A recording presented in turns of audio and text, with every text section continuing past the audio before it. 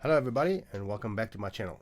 Today I want to talk to you specifically about recording acoustic guitars. Recording an acoustic guitar can be either very easy or very difficult depending on the tools available for you, of which number one is a good acoustic guitar. I have a Taylor. This is a 110 CE. It's the bottom of the range one, and I bought it specifically after years of trying to get a good sound just strumming. And this guitar sounds amazing just the way it is. For many years I tried to record acoustic guitar with inferior models. This model specifically sounds very good strumming, which is the vast majority of my acoustic work. There are amazing acoustic guitar players, very virtuose type of players. I'm not one of those guys, but just about for every song that I record I need a good acoustic sound. I've had numerous other brands and other models, and they really didn't sound that good to me after they were recorded. When I pressed playback, the sound that I was hearing in the room was not the sound I was hearing playing back through my recording equipment. I've tried many methods. I've had quite a few microphones. I've tried different positioning through the sound hole all the way up to the headstock. I've even tried to put a microphone, and sometimes even two microphones, by my ears, because once I got the guitar to sound good to me in my ears, I try to record it from where I'm actually hearing the guitar. The results definitely got better, but not as good as a really, really good sounding guitar. The next thing you'll need is a good microphone. Not every microphone, even if it's an expensive microphone, is that good to record acoustic guitar, depending on its frequency response. It might be too harsh or bright, or might be too dark or dull.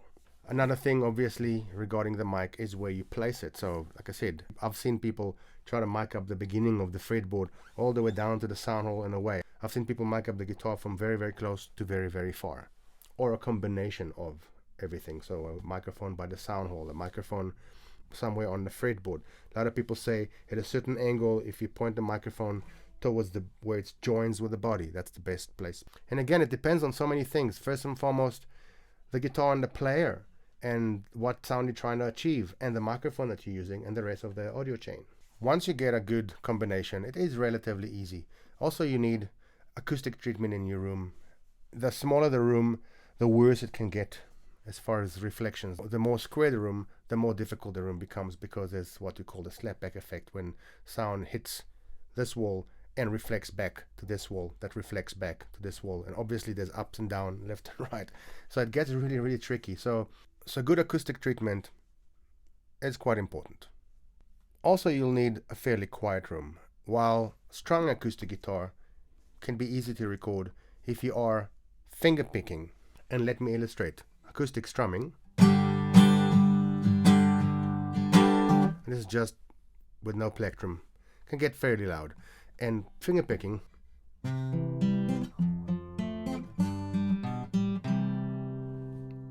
that's a lot softer, which means you're going to need to come closer with the mic and gain up the mic.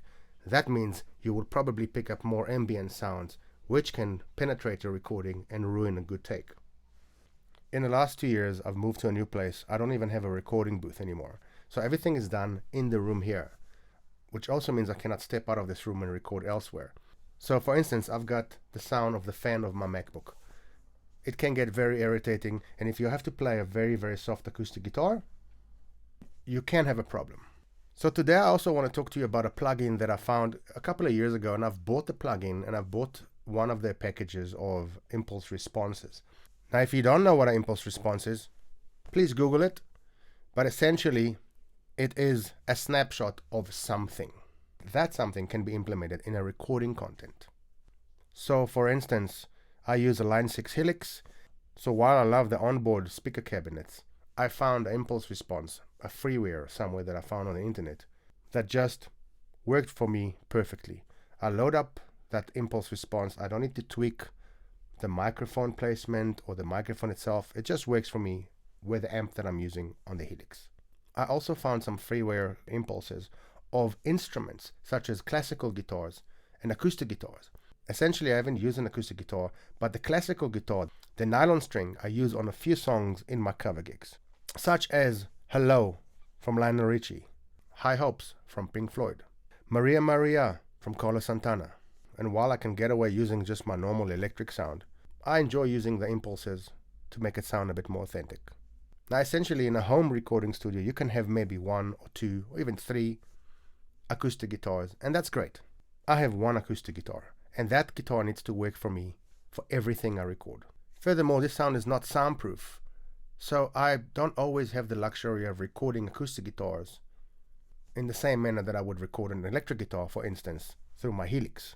I also have the Helix Native. I can just plug into my sound card and load up a patch that I like. With the acoustic guitar, it gets a little bit more tricky, but I found this plug Impulsive by 3 Sigma Audio a couple of years ago, and I actually went and bought it. I just never used it in a recording before. I did also buy one of their Impulse packages, a Taylor, which I've used live on my Helix once or twice. That's pretty much it. Usually when I record acoustic guitar, I just put the guitar in front of the mic, I strum, end of story. It usually sits very nice in the mix. I kind of know the sweet spot of my specific guitar, how it responds with this mic. In this room, I managed to record enough acoustic guitars and it sounded great. But then last week I recorded a new original song which needed more finger picking. And there was some noise outside and I battled to really put it down properly. And because I'm not a fingerstyle kind of player, it was a little bit more difficult to put down. And take after take I had to go back and redo and redo. And then also I placed the mic for strumming. For picking, it can change dramatically, and I was battling with this. And I decided to load up the Impulsive and just record direct, which meant that I didn't have to worry about external sounds so much, although some sounds can be picked up by the sound hole and the piezo microphone sitting in the bridge. But it's definitely not as problematic as recording with a microphone. So I recorded the acoustic guitar direct and loaded up Impulsive on every one of the channels I recorded the acoustic on. And I have to say the results are beyond what I imagined they're going to be. I tried the Impulse package I already bought from 3 Sigma Audio of the Taylor guitar, and I've tried some freeware Impulses I found on the net. All did a fairly good job, but then I headed to the 3 Sigma Audio site and I bought a couple of more packages. I bought one of the Gibson packages.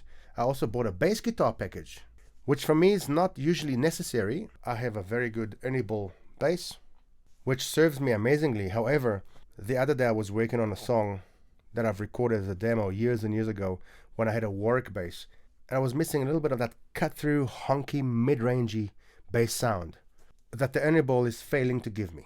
So I bought one of the bass packages, the bass Impulse packages from 3 Sigma Audio, and it sounds like I got what I need for that specific song from that Impulse package. But I do want to tell you about any one of those packages you can buy from 3 Sigma Audio, that they make optimize impulses for specific uses. For instance, you can still mic up your guitar and use the sound hole as the source of sound and load an impulse that's optimized for the sound hole. They also have impulses optimized using the onboard pickup of every guitar, and obviously multiple impulses for every one of those categories. They also have camper profile impulses optimized for camper use. On top of that, they have impulses optimized for use if you're using an electric guitar and you want it to sound a little bit more acoustic. So for instance, on my Helix, I use an electric guitar and I'll go through an impulse of an acoustic or a classical. So I'm going to play you an example from my upcoming single. I've recorded 3 acoustic channels where only 2 are playing at the same time, and they are summed up to a stereo bus with some processing on it and some reverb. This is what it sounds like direct without Impulsive.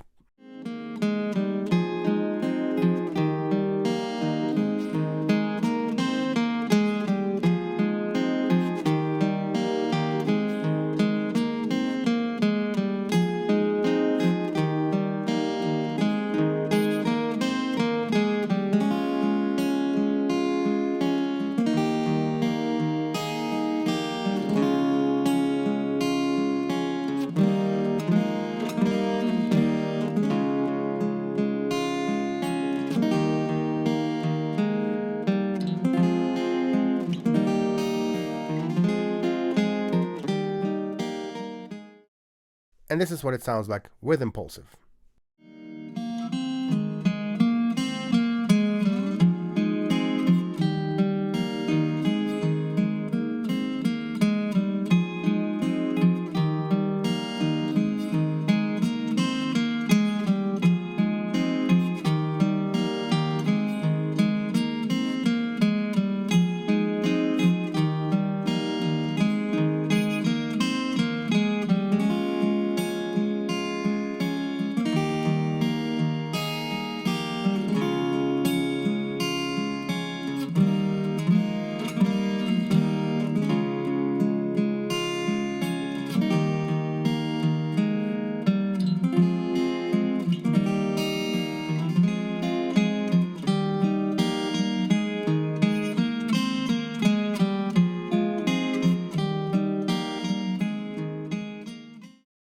As you can hear, it's quite a substantial difference.